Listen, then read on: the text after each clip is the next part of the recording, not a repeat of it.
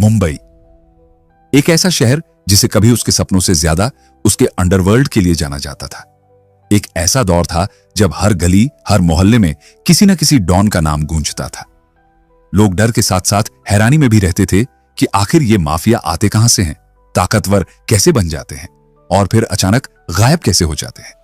आज के इस वीडियो में हम उसी मुंबई के अंडरवर्ल्ड की पूरी कहानी शुरू से लेकर आखिर तक जानने वाले हैं। तो जरा ध्यान से सुनिए, क्योंकि यह कहानी सिर्फ अपराध की नहीं है, यह कहानी है लालच, मजबूरी, सपनों और बदले की आग की। यह सब शुरू होता है 1950 के दशक से, जब मुंबई को 3 बड़े नामों से पहचाना जाने लगा था। पहला था करीम लाला उर्फ पठान, दूसरा था तमिलनाडु से आया हाजी मस्तान और तीसरा था वरदराजन मुदलियार, जिसे लोग वरदा भाई के नाम से जानते थे। दिलचस्प बात यह है कि ये तीनों 1930 के आसपास मुंबई आकर बस चुके थे, लेकिन असली खेल उन्होंने बाद में शुरू किया। उस जमाने में हालात बिल्कुल अलग थे। लोग टैक्स देने से बचने के रास्ते ढूंढते थे, इंपोर्ट एक्सपोर्ट में घोटाले आम बात थी और सिस्टम में इतने छेद थे कि कोई भी चालाक इंसान आसानी से फायदा उठा सकता था। इन तीनों ने भी यही मौका पहचाना। हाजी मस्तान ने मुंबई एयरपोर्ट पर कुल्ली बनकर अपनी जिंदगी शुरू की थी। दिन भर बोझ उठाता, रात को थक कर सो जाता, लेकिन उसके दिमाग में एक ही बात घूमती रहती थी, मैं पूरी जिंदगी यही नहीं कर सकता। धीरे धीरे उसने इलीगल इंपोर्ट के धंधे में पैर जमाने शुरू किए और देखते ही देखते बड़ा खिलाड़ी बन गया। उधर वरदा भाई, जो विक्टोरिया टर्मिनस रेलवे स्टेशन पर कुल्ली का काम करता था, उसने शहर में शराब की तस्करी और डिस्ट्रीब्यूशन का नेटवर्क खड़ा कर लिया। वहीं करीम लाला अपने मजबूत शरीर, खतरनाक पठान साथियों और दबंग अंदाज के दम पर एक्सटॉर्शन, शराब और दूसरे गैरकानूनी धंधों में उतर गया। आमतौर पर गैंगस्टर अपने इलाके में किसी और को बर्दाश्त नहीं करते, खासकर अगर कोई नया खिलाड़ी उभरने लगे। लेकिन इन तीनों के बीच एक अजीब सा समझौता हो गया था। बिना ज्यादा लड़ाई झगड़े के तीनों ने शहर को आपस में बांट लिया था। लोग कहते थे मुंबई पर 3 तलवारें चल रही हैं, लेकिन फिर भी सब कुछ किसी तरह संतुलन में था। कोई बड़ा खून खराबा नहीं, कोई खुली जंग नहीं, लेकिन वक्त कभी एक जैसा नहीं रहता। जैसे जैसे इन तीनों का दबदबा बढ़ता गया, वैसे वैसे एक नया चेहरा धीरे धीरे उभरने लगा। लगभग 20-25 साल के अंदर एक लड़का था जो मुंबई का चौथा हिस्सा लेने का सपना देख रहा था। उसका नाम था दाऊद इब्राहिम। रत्नागिरी का रहने वाला एक कोंकणी मुसलमान परिवार से आया हुआ यह लड़का डोंगरी इलाके में अपने बड़े भाई शब्बीर और गांव के दोस्तों के साथ रहने लगा था। शुरुआत में इन लोगों ने छोटी मोटी चोरी, झेबकतरी और लोकल धंधों से काम शुरू किया। कभी किसी की बाइक उड़ाई, कभी दुकान से माल गायब किया, लेकिन दाऊद का दिमाग वहां नहीं अटकने वाला था। उसके मन में हर वक्त एक ही सवाल घूमता रहता था, जब शहर पे 3 डॉन राज कर रहे हैं तो मेरा हिस्सा कहाँ है? उसे साफ समझ आ गया था कि बिना टकराव के यहां जगह नहीं मिलेगी। अगर नाम बनाना है तो किसी बड़े डॉन को चुनौती देनी ही पड़ेगी। एक दिन उसने अपने साथियों से कहा, या तो हम जिंदगी भर छोटे मोटे चोर बने रहेंगे या फिर बड़ा दाव लगाएंगे। सही कहा। हाँ। उसके लोगों ने हाजी मस्तान के इलाके में कुछ इलीगल धंधे शुरू कर दिए। जैसे ही यह खबर मस्तान तक पहुंची, वो आग बबूला हो गया। कौन है ये नया लड़का जो मेरे इलाके में घुस रहा है? उसने गुस्से में कहा। दाऊद तब सिर्फ 19 साल का था। उसे अंदाजा नहीं था कि हाजी मस्तान अकेला नहीं है। मस्तान ने तुरंत अपने पुराने दोस्त करीम लाला से मदद मांगी। पठान गैंग के भारी भरकम लड़ाके मैदान में उतरे और दाऊद के दोनों आदमियों को बेरहमी से पीट दिया गया। यह सिर्फ पिटाई नहीं थी, यह एक खुली चेतावनी थी और यहीं से वो चिंगारी पैदा हुई जिसने बाद में पूरी मुंबई को जला डाला। अब दाऊद के दिल में सिर्फ एक ही चीज थी, बदला। वो चुप हो गया, लेकिन अंदर ही अंदर आग सुलगती रही। उसने इंतजार किया सही मौके का। फिर आया 1974 का साल। दाऊद को एक गुप्त खबर मिली कि हाजी मस्तान के 5 लाख रुपए टैक्सी के जरिए कहीं ले जाए जा रहे हैं, ताकि किसी को शक न हो। उस जमाने में 5 लाख रुपए बहुत बड़ी रकम होती थी। यह सुनते ही दाऊद की आंखें चमक उठी। उसने सोचा, यही मौका है। अगर आज वार किया तो सबको पता चल जाएगा कि मैं कोई छोटा खिलाड़ी नहीं हूं। उसने तुरंत अपनी गैंग डी कंपनी को तैयार किया। रास्ते में टैक्सी को रोका गया, ड्राइवर को धमकाया गया और कुछ ही मिनटों में सारे पैसे लेकर ये लोग फरार हो गए। दाऊद के आदमी हंसते हुए बोले। भाई आज तो खेल हो गया। दाऊद ने ठंडी आवाज में कहा। अभी खुश मत हो, असली खेल अब शुरू होगा। कुछ वक्त बाद एक और ट्विस्ट सामने आया। पता चला कि वो पैसे असल में पास के मेट्रोपॉलिटन बैंक के थे, हाजी मस्तान के नहीं। लेकिन अब फर्क क्या पड़ता था? डकैती हो चुकी थी, 5 लाख रुपए गायब हो चुके थे और उस दौर में यह पूरे दशक की सबसे बड़ी लूट मानी गई। यही घटना दाऊद के अंडरवर्ल्ड करियर का पहला बड़ा धमाका बनी। अब मुंबई समझने लगी थी कि एक नया खिलाड़ी मैदान में उतर चुका है। ऐसा खिलाड़ी जो पीछे हटने वाला नहीं था, जो लड़ने के लिए पैदा हुआ था और जो आने वाले वक्त में पूरे अंडरवर्ल्ड की तस्वीर बदलने वाला था। अगले ही दिन जैसे ही यह खबर दाऊद के कानों तक पहुंची, उसके पैरों तले जमीन खिसक गई। डर के मारे उसका गला सूख गया, सांस अटकने लगी और दिल इतनी तेज धड़कने लगा कि जैसे बाहर ही आ जाएगा। वजह भी बहुत बड़ी थी। इस डकैती की जांच कोई और नहीं बल्कि उसके अपने पिता इब्राहिम कास्कर कर रहे थे, जो उस वक्त मुंबई क्राइम ब्रांच में हेड कांस्टेबल थे। जैसे ही उन्हें अपने बेटे की करतूत का पता चला, उनके चेहरे का रंग बदल गया। गुस्से और शर्म से उनकी आंखें लाल हो गईं। बिना वक्त गंवाए उन्होंने दाऊद और उसके साथियों को पकड़वाया और थाने तक लाते हुए रास्ते भर डांटते पीटते रहे। लोग बताते हैं कि उस वक्त इब्राहिम कास्कर बस यही कहते जा रहे थे, ये दिन देखने के लिए मैंने तुझे पाला था।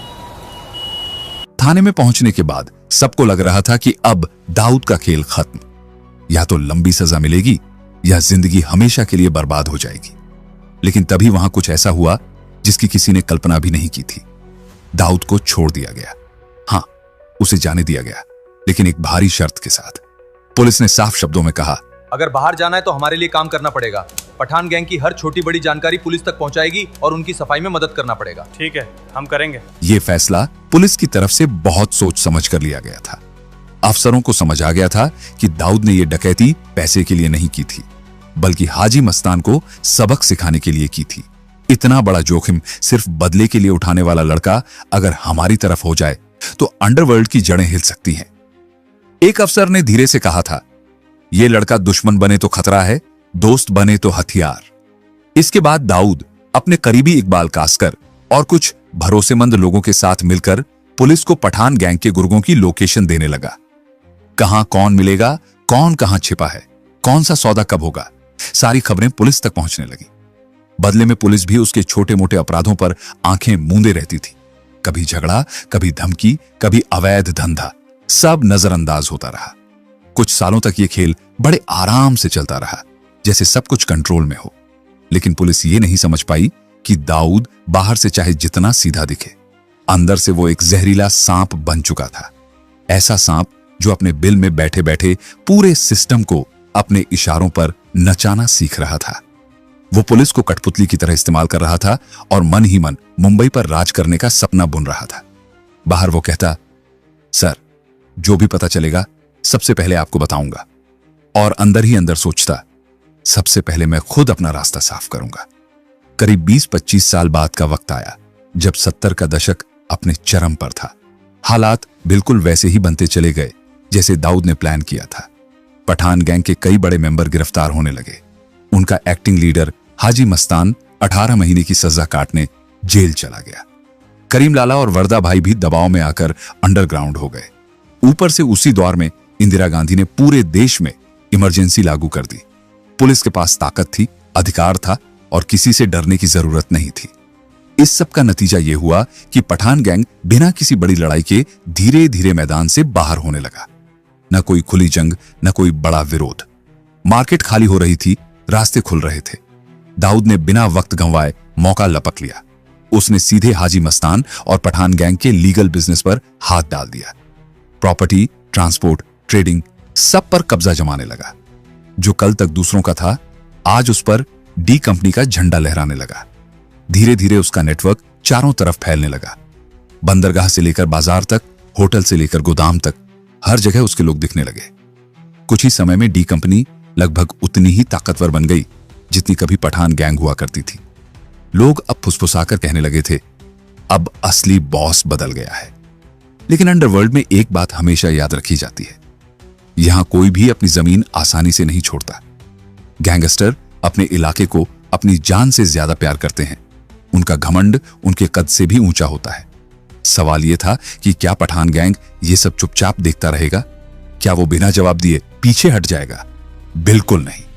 इमरजेंसी के बाद हाजी मस्तान, करीम लाला और वर्दा भाई थोड़े थके हुए, उम्र दराज और शांत जरूर हो चुके थे, लेकिन आग पूरी तरह बुझी नहीं थी।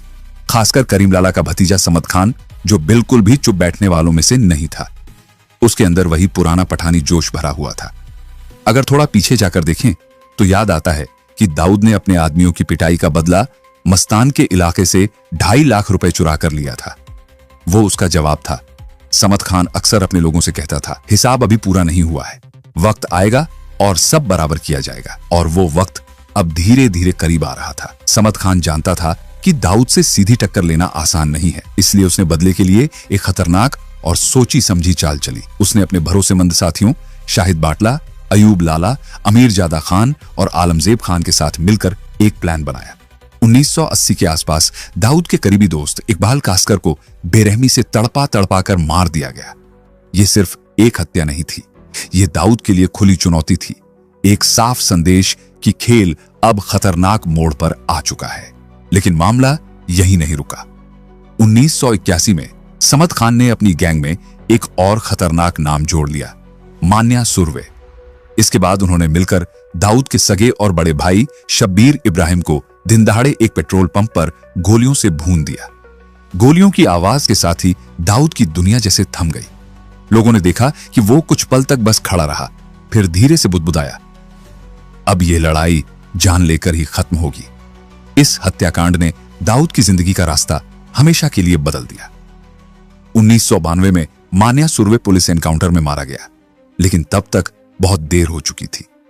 अब तक छोटे मोटे अपराधों में घूमने वाला दाऊद पूरी तरह से एक बड़े डॉन बनने की राह पर चल पड़ा था। अब बात सिर्फ ताकत या इलाके की नहीं थी, अब बात थी अपने ही खून के बदले की।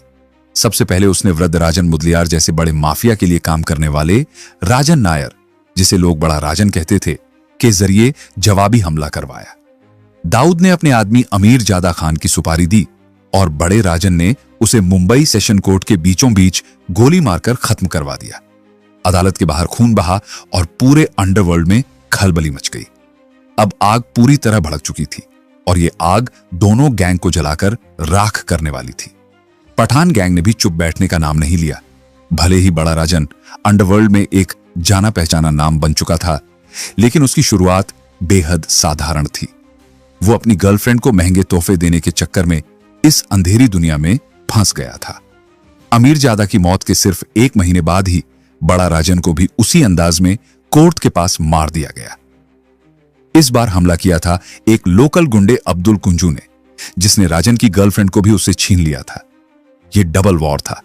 पठान गैंग जानता था कि डर कैसे पैदा किया जाता है। वो चाहते थे कि पूरी दुनिया समझ जाए कि यह कत्ल किसने करवाया है, बिना नाम लिए भी मैसेज साफ पहुंच जाए। उन दिनों बड़ा राजन का एक खास शागिर्द हुआ करता था, राजेंद्र निकाले उर्फ छोटा राजन। अपने गुरु की लाश देखकर वो अंदर से टूट गया। गुस्से से उसकी आंखें लाल थीं। वो बार बार कहता, यह खून बेकार नहीं जाएगा। वो किसी भी हालत में कुंजू से बदला लेना चाहता था। एक दिन जब कुंजू अपने दोस्तों के साथ मैदान में क्रिकेट खेल रहा था, तभी छोटा राजन वहां पहुंचा। सबके सामने बिना डरे उसने उसे गोलियों से छलनी कर दिया। मैदान में अफरा तफरी मच गई, लोग चीखने लगे और छोटा राजन वहां से निकल गया। उसी दिन से वो बड़ा राजन गैंग का अकेला सरदार बन गया। हालांकि कई लोगों ने उसकी हिम्मत को नजरअंदाज किया, लेकिन एक शख्स था जिसने उसे गंभीरता से लिया, दाऊद इब्राहिम। दाऊद ने तुरंत छोटा राजन से हाथ मिला लिया। उसे लगा कि यह लड़का उसके काम आ सकता है। अब अगला टारगेट था समद खान। दाऊद ने अपने पुराने साथी राम भाई नायक, बाबू रेशम और छोटा राजन को इस मिशन पर लगाया। तीनों ने मिलकर समद खान को फंसाने के लिए एक खूबसूरत लड़की का इस्तेमाल किया। प्यार और भरोसे के जाल में फंसाकर उसे एक होटल तक लाया गया। 1994 में होटल की लिफ्ट के अंदर उसे गोलियों से भून दिया गया। लिफ्ट का दरवाजा बंद हुआ और एक और कहानी खत्म हो गई। अब दाऊद के भाई शब्बीर के कातिलों में से एक एक करके सब गिर चुके थे। मान्या सुरवे मर चुका था, अमीर जादा खत्म हो चुका था, समद खान भी मारा जा चुका था। अब बचे थे शाहिद बाटला, आलमजेब खान और अयूब लाला। लेकिन उनकी किस्मत भी ज्यादा दिन साथ नहीं देने वाली थी। कुछ वक्त बाद खबर आई कि शाहिद बाटला और आलमजेब खान हाउस एनकाउंटर में मारे गए और अयूब लाला मुंबई छोड़कर फरार हो गया। कागजों पर दाऊद के सारे दुश्मन खत्म हो चुके थे, लेकिन उसके दिल में अपने भाई को खोने का दर्द अब भी जिंदा था। वो अक्सर अकेले में बड़बड़ाता, शब्बीर, तेरा हिसाब अभी पूरा नहीं हुआ। उसके दिमाग में एक ही बात घूमती रहती थी, अगर मेरे भाई को पठानों ने मरवाया तो करीम लाला का भाई रहीम खान अब तक जिंदा क्यों है। उसने तय कर लिया कि बदला खून के बदले खून से ही पूरा होगा। एक बार फिर उसने छोटा राजन को फोन लगाया और रहीम खान की सुपारी दे दी। 1997 में रहीम खान को भी मार दिया गया। इसके साथ ही पठान गैंग की रीढ़ पूरी तरह टूट गई। जैसा कि पहले भी बताया गया था, हाजी मस्तान, करीम लाला और वरदराजन मुदलियार तब तक काफी बूढ़े और कमजोर हो चुके थे। उनमें पहले जैसी ताकत नहीं बची थी। रहीम खान की मौत के बाद पठान गैंग लगभग खत्म हो गया और यहीं से वो द्वार शुरू हुआ जब मुंबई के अंडरवर्ल्ड पर दाऊद इब्राहिम की छाया धीरे धीरे गहरी होने लगी। वो लड़का जो 19 साल की उम्र में अंडरवर्ल्ड की दुनिया में सिर्फ एक ही सपना लेकर आया था, मुंबई पर राज करने का सपना। वही 19 साल का भटका हुआ नौजवान जिसने आगे बढ़ने के लिए कई बार पुलिस को खबरें दी थीं, आज वही चाल उसी के लिए फांसी का फंदा बन चुकी थी। वक्त बदल चुका था। अब दाऊद कोई छोटा मोटा अपराधी नहीं रहा था। अब वो मुंबई अंडरवर्ल्ड माफिया का एक बड़ा और जाना पहचाना नाम बन चुका था और इसी वजह से पूरी महाराष्ट्र पुलिस उसके पीछे पागलों की तरह पड़ी हुई थी। हर तरफ से शिकंजा कसता जा रहा था। छापे पड़ रहे थे, फोन ट्रेस हो रहे थे, मुखबिर एक्टिव हो चुके थे। दाऊद को समझ आ गया था कि अगर अब भी मुंबई में रहा तो या तो जेल जाएगा या फिर जिंदा नहीं बचेगा। एक रात उसने अपने खास लोगों से कहा, अब यहां रुकना मतलब खुदकुशी करना है, और बस। फिर चुपचाप वो दुबई निकल गया। लेकिन जगह बदलने से धंधा नहीं बदलता, बस मैप बदलता है, खेल वही रहता है। दुबई पहुंचते ही दाऊद ने यह बात साफ कर दी कि उसका साम्राज्य अब खत्म नहीं होगा बल्कि और बड़ा होगा। इस बात का पूरा ध्यान रखा उसके सबसे भरोसेमंद लोग, छोटा राजन, अब्बू सलीम और छोटा शकील। तीनों ने मिलकर वहां भी वैसा ही नेटवर्क खड़ा करना शुरू कर दिया जैसा मुंबई में था। दाऊद अब सिर्फ नेशनल लेवल पर सोचने वाला आदमी नहीं रहा था। उसका सपना अब इंटरनेशनल बनने का था। उसे अब सीमाओं से बाहर खेलना था। और ठीक इसी दौर में इस कहानी में एंट्री हुई एक बेहद खास किरदार की, शरद शेट्टी उर्फ अन्ना। दुबई का एक ऐसा ताकतवर आदमी जिसके साथ जुड़ते ही डी कंपनी की किस्मत जैसे पलट गई। अन्ना के पास पैसा था, कनेक्शन थे, सिस्टम तक पहुंच थी। दाऊद ने उससे हाथ मिलाया और दोनों ने मिलकर क्रिकेट बैटिंग और सट्टेबाजी के धंधे में कदम रखा। देखते ही देखते करोड़ों की कमाई होने लगी। नाम भी बढ़ा, रुतबा भी। शुरुआत में दोनों की दोस्ती काफी मजबूत थी। साथ बैठते, हंसते, प्लान बनाते। अन्ना, तू साथ है तो डर किस बात का? हम दोनों मिलकर दुनिया हिला देंगे। लेकिन धीरे धीरे कहानी ने करवट लेनी शुरू कर दी। अन्ना ने चालाकी से दाऊद के दिमाग में उसके पुराने साथियों के खिलाफ जहर भरना शुरू कर दिया, खासकर रामाभाई नायक और बाबू रेशम के बारे में। वो धीरे से कहता, भाई, तुझे पता भी है वो पीछे क्या कर रहे हैं? दाऊद पहले टाल देता, लेकिन बीज बोया जा चुका था।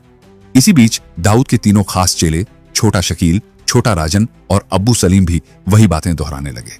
दाऊद ने दुबई जाने के बाद राम भाई और बाबू रेशम ने मुंबई में अपना राज फैलाना शुरू कर दिया। उनके मुताबिक दोनों दाऊद की गैर मौजूदगी में उसकी जगह लेने की तैयारी कर रहे थे।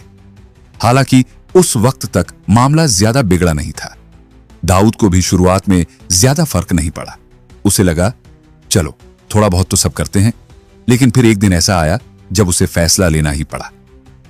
जोगेश्वरी मुंबई में एक कीमती प्लॉट था। उस पर अन्ना और रामाभाई नायक दोनों की नजर थी। दोनों ही उसे हासिल करना चाहते थे। साफ बात थी, प्लॉट एक था और दावेदार दो। मामला आखिरकार दाऊद के दरबार तक पहुंचा। सबकी नजरें उसी पर थीं। काफी सोचने के बाद दाऊद ने फैसला सुनाया। उसने अपने नए बिजनेस पार्टनर अन्ना का साथ चुना। जैसे ही ये बात रामाभाई और बाबू रेशम तक पहुंची, माहौल गर्म हो गया। फोन पर बहस हुई, रिश्तों में दरार पड़ी और भरोसा पूरी तरह टूट गया। अन्ना ने तब वही रास्ता चुना जो अंडरवर्ल्ड में सबसे आसान और सबसे खतरनाक माना जाता है, सामने वाले को खत्म कर दो। एक दिन वो सीधे जेकब सर्कल पुलिस स्टेशन में घुस गया और कानून की आंखों के सामने ही बाबू रेशम को गोलियों से छलनी कर दिया। थाने में गोलियों की आवाज गूंजी और पूरा सिस्टम सन्न रह गया। अब खेल खुलकर शुरू हो चुका था। दाऊद ने भी जवाब देने में देर नहीं लगाई। उसने अपने सबसे भरोसेमंद शूटर दिलीप बुवा को बुलाया और ठंडी आवाज में कहा, रामा भाई, अब ज्यादा दिन नहीं चलना चाहिए। और इसी के साथ रामा भाई नायक की मौत का फरमान जारी कर दिया गया। इस मोड़ पर पहुंचकर दाऊद की जिंदगी फिर एक बार खून, धोखे और सत्ता की जंग में डूब चुकी थी। अब यह सिर्फ कारोबार की लड़ाई नहीं थी, यह भरोसे और रिश्तों के टूटने की कहानी बन चुकी थी, जहां हर फैसला किसी की जिंदगी छीन रहा था। लेकिन इस कहानी को आगे बढ़ाने से पहले एक बात समझना जरूरी है कि रामा भाई नायक की मौत को लेकर आज भी अलग अलग कहानियां सुनने को मिलती हैं। कुछ रिपोर्ट्स कहती हैं कि दाऊद के इशारे पर दिलीप बुवा ने धोखे से उसे गोली मारी थी। वहीं कुछ आर्टिकल्स का दावा है कि रामा भाई एक पुलिस एनकाउंटर में मारा गया था। कुछ लोग तो यहां तक कहते हैं कि उसकी लोकेशन की खबर भी खुद दाऊद ने ही पुलिस को दी थी। सच क्या था, ये आज तक पूरी तरह साफ नहीं हो पाया। लेकिन एक बात तय थी, बाबू, रेशम और रामा भाई नायक के खून ने दाऊद की जिंदगी में दुश्मनी का एक बिल्कुल नया अध्याय खोल दिया था। अब मैदान में उतर चुके थे मुंबई अंडरवर्ल्ड के 3 नए और खतरनाक खिलाड़ी। पहला था अशोक जोशी, जो रामा भाई नायक की गैंग का उत्तराधिकारी बना। दूसरा था अमर नायक, रामा भाई का बेटा और बापट गैंग का इकलौता वारिस। तीसरा नाम था अरुण गावली, जो रामा भाई और बाबू रेशम का शिष्य रह चुका था और अब अपनी खुद की गावली गैंग का मालिक बन गया था। अब तक की कहानी सिर्फ दाऊद बनाम 1-2 दुश्मनों की नहीं रही थी। अब यह जंग दाऊद और 4 गैंग्स के बीच की बन चुकी थी और अभी भी एक पत्ता खुलना बाकी था। इन तमाम अपराधों के पीछे असली मकसद बहुत सीधा था, गद्दी पर बैठना, यानी मुंबई पर राज करना। इस कुर्सी के लिए ये लोग किसी भी हद तक जाने को तैयार थे। लेकिन हर कत्ल, हर वार, हर साजिश सिर्फ सत्ता के लिए नहीं होती। कुछ अपराधों के पीछे छुपा हुआ मकसद भी होता है, जैसे रमन राघव, जिसने 1960 के दशक में कुल 41 हत्याएं की थीं। वो किसी गैंग का हिस्सा नहीं था, बल्कि एक साधारण मिल वर्कर था। उसके अपराधों में न दुश्मनी थी न फायदा, बस एक बीमार दिमाग का खेल था। रामा भाई की मौत के बाद उसकी गद्दी अशोक जोशी ने संभाली। बाहर से वो शांत दिखता था, लेकिन अंदर ही अंदर वो अपने गुरु की हत्या का बदला लेने की आग में जल रहा था। उसने बहुत जल्दी जवान लड़कों की एक फौज खड़ी कर ली, जो उसके लिए मरने मारने को तैयार थी। लेकिन दाऊद जैसे आदमी तक पहुंचने के लिए सिर्फ ताकत काफी नहीं थी, वहां चालाक दिमाग चाहिए था। और यह दिमाग था अरुण गावली का, जो बचपन से रामा भाई की छत्रछाया में बड़ा हुआ था। अशोक और अरुण ने मिलकर एक खतरनाक योजना बनाई। उनका मकसद था लोगों के दिल से दाऊद का डर निकाल देना। इसके लिए उन्होंने दाऊद के सबसे सुरक्षित और भरोसेमंद आदमी को निशाना बनाया, उसका फाइनेंशियल एडवाइजर सतीश राजे। एक दिन भरी दोपहर जब सतीश अपनी होंडा अकॉर्ड में जा रहा था, तभी उसे गोलियों से छलनी कर दिया गया। सड़क पर खून फैल गया और मुंबई सन्न रह गई। यह हमला दाऊद के लिए किसी तमाचे से कम नहीं था। दाऊद कुछ पल के लिए स्तब्ध रह गया। उसे यकीन नहीं हुआ कि कोई इतनी हिम्मत कर सकता है, लेकिन हैरानी जल्दी ही गुस्से में बदल गई। उसने दांत भींचते हुए कहा, अब अशोक बचेगा नहीं। उसके अंदर बदले की आग भड़क चुकी थी और वो आग तब तक शांत नहीं होने वाली थी जब तक अशोक जोशी मिट्टी में न मिल जाए। दाऊद ने उसी अंदाज में जवाब देने का फैसला किया जैसे सतीश को मारा गया था। इस प्लान को अंजाम तक पहुंचाया अनिल परब उर्फ रॉबिन ने। रॉबिन वही लड़का था जिसे अशोक जोशी ने कांजूर विलेज इलाके से चुनकर अपनी गैंग में शामिल किया था। लेकिन एक दिन जब रॉबिन ने मोहल्ले की एक लड़की से छेड़खानी की तो अशोक ने उसे सबके सामने बेरहमी से पीटा। उसी दिन से रॉबिन के दिल में अपने सरदार के लिए जहर भर गया। वो अंदर ही अंदर सोचने लगा, जिसके लिए मैं जान दे सकता हूं, वही मुझे सबके सामने जलील करे। उसी अपमान ने उसे बदले की राह पर धकेल दिया। इसी दौरान उसकी मुलाकात दाऊद के सबसे भरोसेमंद आदमी छोटा राजन से हुई। दोनों की बातें मिलने लगी, प्लान बनने लगे और आखिरकार अशोक को खत्म करने का मौका मिल ही गया। 4 दिसंबर 1988 को अशोक जोशी अपने कुछ दोस्तों के साथ मारुति 800 में बैठकर पुणे के लिए निकला। उसे जरा भी अंदाजा नहीं था कि मौत उसका पीछा कर रही है। पुराने मुंबई पुणे हाईवे पर एक वैन उसकी गाड़ी के पीछे लग गई। वैन के अंदर रॉबिन और डी कंपनी के दूसरे शूटर बैठे थे। अचानक चलती गाड़ी से ताबड़तोड़ फायरिंग शुरू हो गई। करीब 180 गोलियां बरसाई गईं। कुछ ही मिनटों में अशोक और उसके साथी खून से लथपथ हो चुके थे। इसी पल से अरुण गावली की सोच भी बदल गई। जो इंसान अब तक सिर्फ अपने दोस्त का बदला लेना चाहता था, अब उसने इस जंग को अपनी निजी लड़ाई बना लिया था। अब यह सिर्फ बदले की कहानी नहीं रही थी, यह मुंबई के अंडरवर्ल्ड की सबसे खतरनाक जंग बनने वाली थी। अरुण गावली वो इंसान था जिसने कभी दाऊद से रामाभाई नायक का बदला लेने से पहले एक पल के लिए भी नहीं सोचा था। लेकिन दाऊद ने चालाकी से उसे सिर्फ उसका दुश्मन ही नहीं छीना, बल्कि उसका सबसे भरोसेमंद साथी अशोक जोशी भी उससे छीन लिया। जोशी की मौत के बाद लोगों को लगने लगा कि अब गावली गैंग कमजोर पड़ जाएगी, कि अब उसका असर खत्म हो जाएगा। लेकिन अरुण ऐसा इंसान नहीं था जो चुपचाप हार मान ले। उसने पलटवार करने के लिए सीधा दाऊद की जड़ों पर हाथ डाला। उसने दाऊद के सबसे अहम हवाला हैंडलर महेंद्र चौराड़िया को मरवा दिया। यह वार सीधा दिल पर किया गया हमला था। इसके बाद दोनों के बीच हिसाब बराबर करने का सिलसिला शुरू हो गया। अब हर कत्ल के बाद एक और कत्ल तय हो जाता था। इसी खून खराबे की कड़ी में अगला नाम आया अरुण के छोटे भाई किशोर गावली का, जिसे 1989 में दाऊद ने महेंद्र की मौत के बदले में मरवा दिया। भाई की लाश देखकर अरुण अंदर से टूट गया। आंखों में आंसू थे, लेकिन दिल में आग। उसने अपने लोगों से कहा, अब पीछे हटने का कोई रास्ता नहीं है। और उसने बदला लिया। दाऊद के दो करीबी साथी लंबू अमीर और राजी मेहंदी, दोनों को मरवा दिया गया। कुछ वक्त तक दोनों गैंग एक दूसरे को नुकसान पहुंचाते रहे। दर्जनों लोग मारे गए। हालात ऐसे हो गए थे कि कौन आगे है और कौन पीछे, यह समझना मुश्किल हो गया था। लेकिन इसी बदले की दौड़ में अरुण से एक बड़ी गलती हो गई। उसने दुश्मन के दुश्मन को दोस्त बनाने की कोशिश की।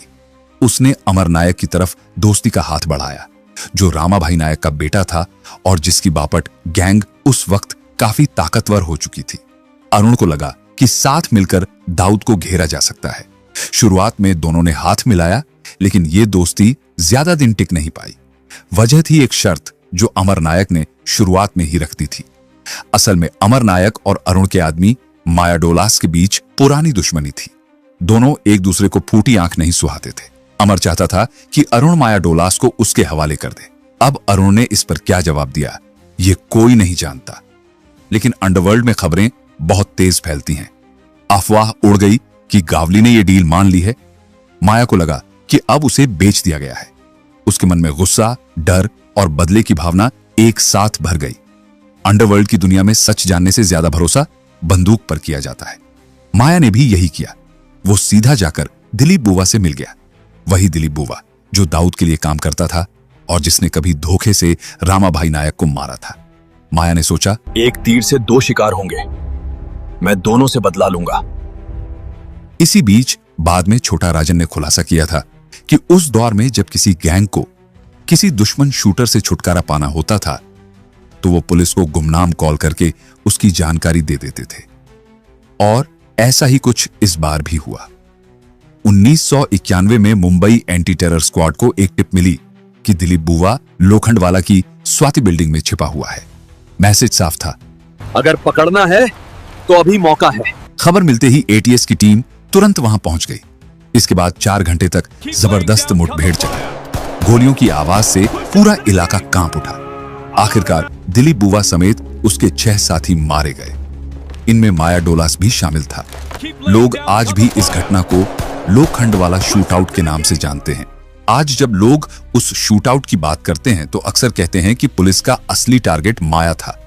लेकिन उस ऑपरेशन को लीड करने वाले एसीपी आफ्ताब अहमद खान ने बाद में खुद बताया कि उनका असली निशाना दिलीप बुवा था, माया नहीं। टारगेट कोई भी रहा हो, लेकिन इस मुठभेड़ में दाऊद के कुल 7 आदमी मारे गए। और कहानी यही नहीं रुकी। अगले ही साल गावली गैंग ने इस लिस्ट में 8वां नाम जोड़ दिया, दाऊद के बहनोई इस्माइल पार्कर का। उसकी मौत ने हालात और बिगाड़ दिए। अब दाऊद जिस इक्के को सबसे ज्यादा डरता था, वही धीरे धीरे उसके सामने आने लगा, उसका अपना आदमी छोटा राजन। इस्माइल की हत्या के बाद पुलिस पूरी ताकत से अरुण गावली और अमर नायक के पीछे पड़ गई। इसी दौरान उस वक्त के बड़े राजनीतिक नेता बाला साहेब ठाकरे ने खुलेआम पुलिस पर सवाल उठाया। उन्होंने कहा, आप हमारे हिंदू लड़कों को ही क्यों पकड़ते हो? इस बयान ने माहौल बदल दिया। जवाब में खुद हिंदू होने के बावजूद छोटा राजन ने एक खुला पत्र जारी किया। उसने लिखा, डी कंपनी में कोई धर्म के आधार पर बंटवारा नहीं है, यहां सब बराबर हैं। लेकिन चाहे अनजाने में ही सही, बाला साहेब के शब्दों ने राजन के मन में एक शक का बीज जरूर बो दिया था। एक ऐसा शक जो आगे चलकर बहुत बड़ी दरार की वजह बनने वाला था। वो शक जो सालों पहले छोटा राजन के दिल में पैदा हुआ था, आखिरकार 1992 में एक गहरे जख्म की तरह उभर आया। उसी साल वह इस्माइल पारकर की मौत का बदला लेने में नाकाम रहा। उसकी सारी प्लानिंग फेल हो गई। इसी बीच दाऊद ने धीरे धीरे उससे काम छीनना शुरू कर दिया और ज्यादातर जिम्मेदारियां छोटे शकील और अब्बू सलीम जैसे नए चेहरों को सौंप दी। राजन ये सब चुपचाप देख रहा था। उसके मन में बार बार यही सवाल उठता, जो काम कभी मेरा हुआ करता था वो अब दूसरों को क्यों मिल रहा है? जैसे जैसे वक्त बीतता गया, उसका शक और गहरा होता गया। उसे लगने लगा कि शायद उसे जानबूझकर साइडलाइन किया जा रहा है। लेकिन असली झटका तब लगा जब 1993 के मुंबई बम ब्लास्ट हुए। उस दिन राजन को साफ दिख गया कि इस गैंग की जड़ें अब सिर्फ अपराध तक सीमित नहीं रही, बल्कि उसमें सांप्रदायिक सोच भी घुस चुकी है। उसने मन ही मन कहा, अगर ये रास्ता यही है तो अब मैं इसका हिस्सा नहीं बनूंगा। इसके बाद उसने डी कंपनी से अपने सारे रिश्ते तोड़ दिए। बिना किसी घोषणा के, बिना किसी हंगामे के वो अलग हो गया। और सबसे हैरानी की बात यह थी कि अब वो खुद को देशभक्त बताने लगा। उसने खुलेआम कहना शुरू किया, मैं अब देश के खिलाफ काम नहीं करूंगा। इसके बाद वो डी कंपनी से जुड़े लोगों को एक एक करके निशाना बनाने लगा। उसका एक बड़ा टारगेट था शरद शेट्टी, वही शरद जो कभी दाऊद को मैच फिक्सिंग में मदद करता था। शरद की हत्या कोई अचानक लिया गया फैसला नहीं था। दरअसल साल 2000 में शरद ने मलेशिया में राजन पर जानलेवा हमला करवाया था, क्योंकि उसे लगा था कि राजन ने डी कंपनी से गद्दारी की है। उस हमले में राजन किसी तरह बच गया था। गोली लगी, खून बहा, लेकिन किस्मत ने साथ दे दिया। उस हमले के बाद राजन ने भारत की खुफिया एजेंसियों से संपर्क किया। ऐसा कहा जाता है कि वहीं से उसकी जिंदगी ने नया मोड़ लिया। डी कंपनी छोड़ने के बाद वह धीरे धीरे भारतीय इंटेलिजेंस एजेंसियों का मुखबिर बन गया। वो उन्हें अंडरवर्ल्ड की अंदरूनी खबरें देने लगा, ठिकानों की जानकारी देने लगा और कई बड़े गैंगस्टर्स को मरवाने में मदद करने लगा। इसके बदले एजेंसियां भी उसकी सुरक्षा का पूरा ध्यान रखती थीं। उसे आने वाले हमलों के बारे में पहले से चेतावनी दी जाती थी। अगर कहीं खतरा होता तो उसे तुरंत सुरक्षित जगह पहुंचा दिया जाता। इस नए रोल में राजन पहले से ज्यादा खतरनाक बन चुका था, क्योंकि अब उसके पास बंदूक के साथ साथ सिस्टम की ताकत भी थी। जब ये सब अब्बू सलीम और छोटा शकील ने देखा तो उन्हें समझ आ गया कि अब भारत में रहना सुरक्षित नहीं है। दोनों देश छोड़कर फरार हो गए। धीरे धीरे पूरा अंडरवर्ल्ड बिखरने लगा। जो कभी एक मजबूत साम्राज्य था, वो अंदर से टूटने लगा था। आज की तारीख में देखें तो छोटा शकील और दाऊद इब्राहिम अब भी फरार हैं। शरद शेट्टी, रामाभाई नायक, बाबू रेशम और अशोक जोशी जैसे बड़े नाम गैंग वॉर में मारे जा चुके हैं। माया डोलास, दिलीप बुआ, मान्या सुर्वे और अमर नायक जैसे अपराधी पुलिस एनकाउंटर में खत्म हो गए। वहीं अनिल परब, अबू सलीम, छोटा राजन और अरुण गावली जैसे लोग आज सलाखों के पीछे अपनी जिंदगी काट रहे हैं। जो लोग कभी मुंबई की गलियों में खौफ बनकर घूमते थे, जिनके नाम से लोग कांप जाते थे, आज या तो मिट्टी में मिल चुके हैं या जेल की दीवारों के बीच सिमट चुके हैं। धीरे धीरे वही अंडरवर्ल्ड जिसने दशकों तक मुंबई को डराया, खुद इतिहास बन गया। यही था मुंबई अंडरवर्ल्ड का उत्थान, उसकी जंग, उसकी गद्दारी और आखिरकार उसका पतन। अगर आपको यह कहानी पसंद आई, अगर इससे आपको कुछ नया जानने को मिला, तो एक लाइक जरूर ठोक देना।